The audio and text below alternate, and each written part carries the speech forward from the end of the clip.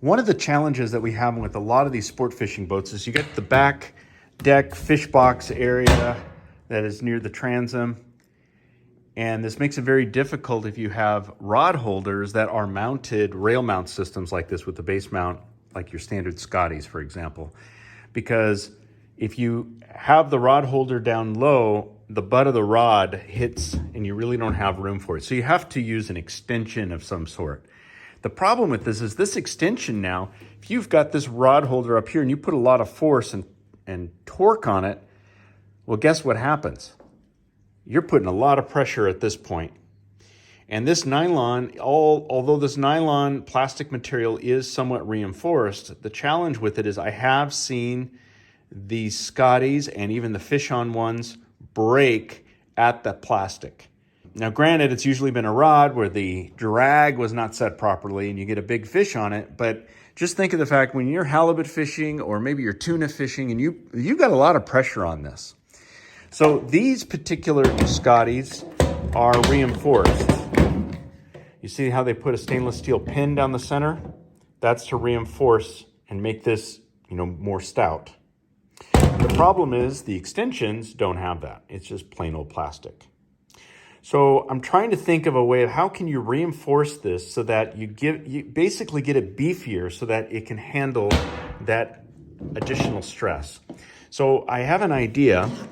I'm going to give this a shot, and I'm going to use one of these large galvanized nails. Now these are used, you can buy this at your local hardware store. They're effectively used for landscaping ties.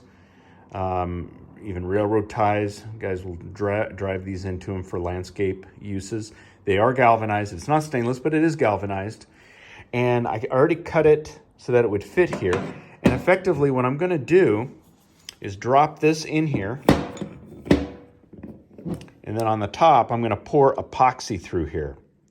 And the idea is that epoxy will encase that and get that nail inside this whole structure and reinforce our nylon base. And then if the nylon base ever does break, you notice you got the head of the nail that holds this in place. Well, in theory, we shouldn't lose the fishing pole. That's the big thing, is losing the rod and reel. Even if we do get a hairline crack or something, this thing will hold it together at a minimum. I already checked for clearance, and believe it or not, you can still get it in and out of the base with this in here. So I'm going to give this a shot and see how it does. Now, granted, it would be better if this is stainless, but galvanized, at least we have some protection. Then with it being encased with epoxy, that should seal this whole thing so that even if we get a little salt in there, that shouldn't be a problem.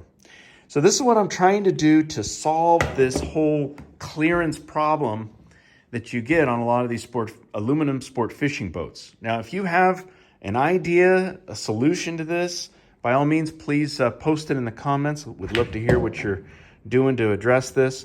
But this is something I'm going to experiment with and see if this will solve this problem and at least give me a little more insurance in case we have a failure here, because I definitely do not want to lose a rod and reel to a big fish. That'd be painful.